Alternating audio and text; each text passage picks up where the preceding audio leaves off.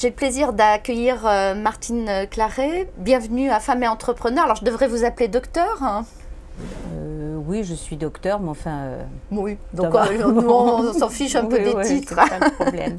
Alors, donc, vous avez aujourd'hui, donc, vous avez une belle entreprise qui a un taux de croissance qui fait rêver. Donc, vous pouvez nous présenter, donc... Horus Pharma. Alors, Horus Pharma, c'est un laboratoire pharmaceutique que nous avons créé en 2003. Quand vous dites on... quand je dis on, c'est parce que nous l'avons créé, mon mari Claude Claret et moi, qui lui aussi est pharmacien.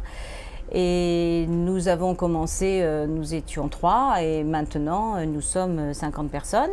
Nous sommes spécialisés en ophtalmologie, donc nous nous préoccupons de toutes les maladies de l'œil et de tout ce qui tourne autour de l'œil. Nous avons donc 50 personnes, une assez forte proportion de jeunes, une assez forte proportion de scientifiques, ingénieurs ou pharmaciens. On travaille aussi avec des médecins, bien entendu.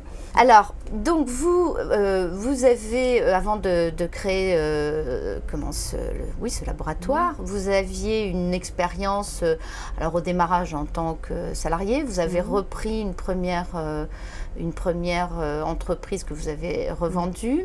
Et là, vous avez à un moment donc remis tout en cause et vous avez recréé de zéro.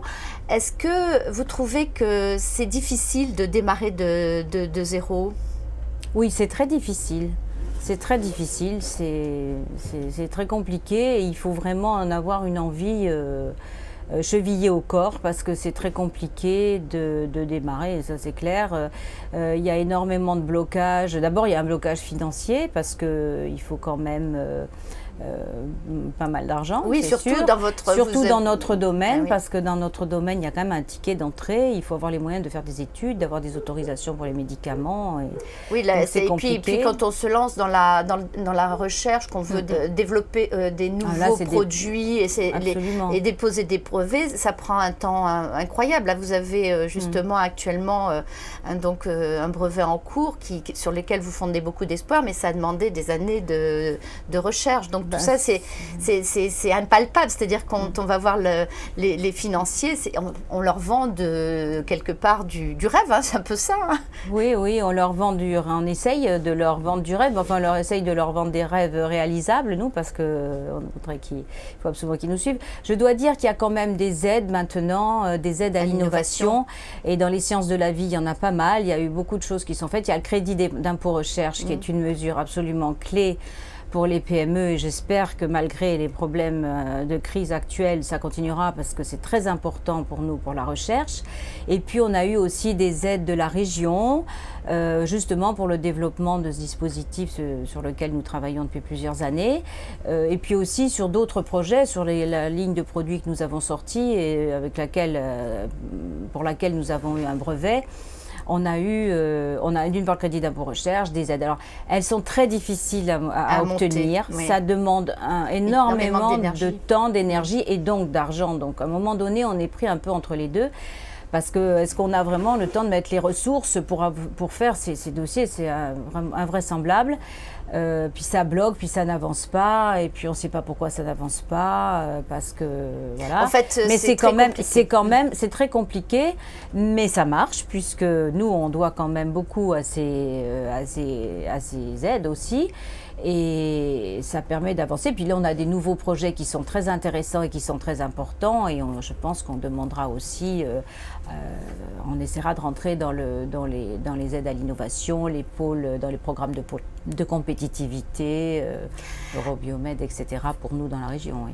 Alors, vous, par goût, en fait, ce que vous aimez, c'est la recherche. Est-ce que vous arrivez toujours à, justement, par rapport à la gestion de l'entreprise, même si vous, avec votre mari, vous êtes répartis les rôles, parce que lui, bien qu'il ait la formation, il est plutôt attiré vers le commercial, et vous, c'est la recherche qui vous plaît. Est-ce que vous arrivez toujours à faire que justement vous investir dans la recherche, ou est-ce que vous êtes prise justement par le développement de l'entreprise, le management, c'est sûr qu'il y a une certaine partie de notre temps qui est pris par le management, mais d'un autre côté, quand on progresse, on peut aussi se structurer et avoir aussi des collaborateurs qui s'en occupent. C'est même indispensable. On a un directeur financier qui s'occupe aussi des ressources humaines, donc qui fait quand même beaucoup de choses.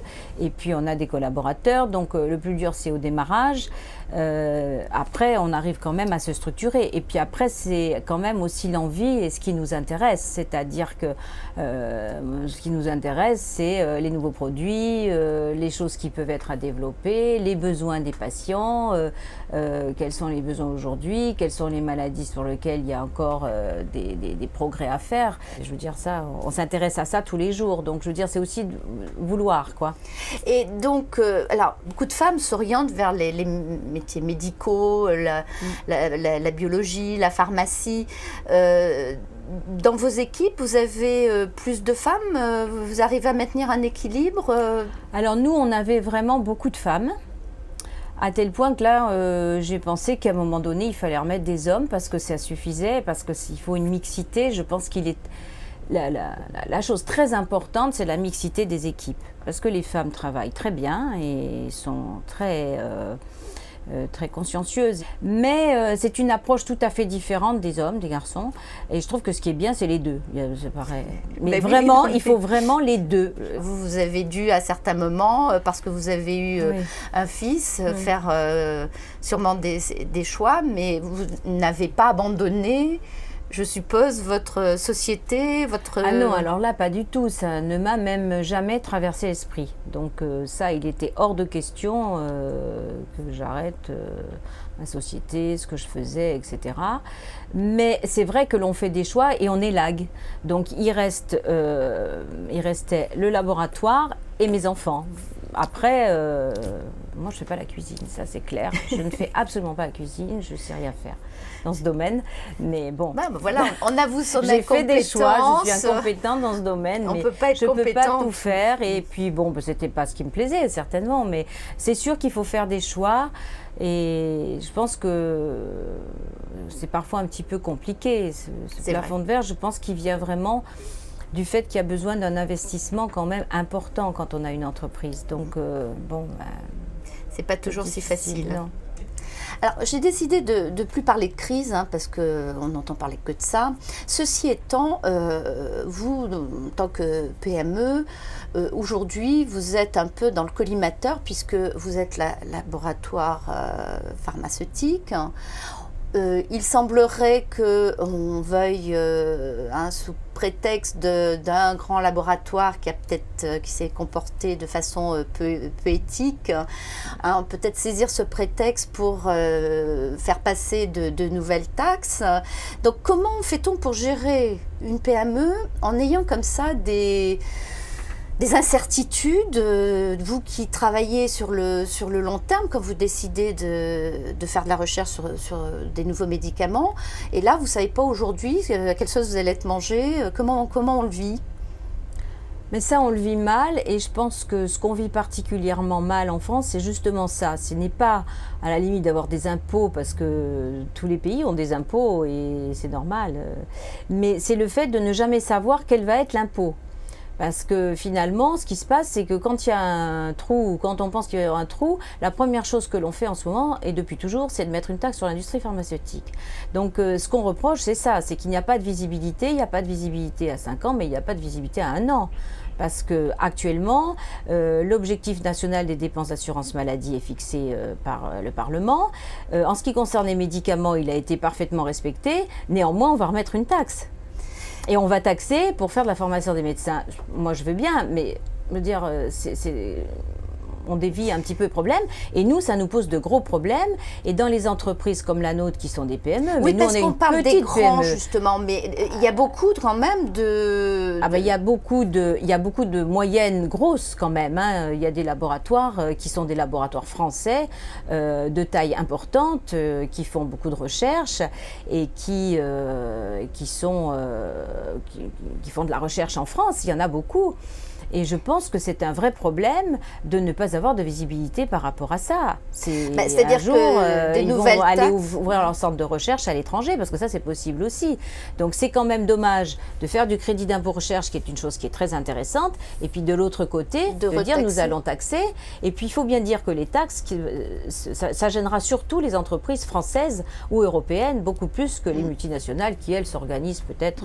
Non, ce qui est inquiétant, c'est que clairement, ce sera au détriment des investissements de recherche. C'est-à-dire que y a tous les laboratoires comme le vôtre à taille humaine, si on vous ajoute des taxes, il va bien falloir serrer les vis sur... Et puis en plus, pour faire de la recherche et du développement et de l'innovation, il faut avoir du temps devant soi. Ça ne se fait pas en 3 mois. On ne met pas un produit sur le marché en 3 mois. Il faut avoir du temps, de la visibilité.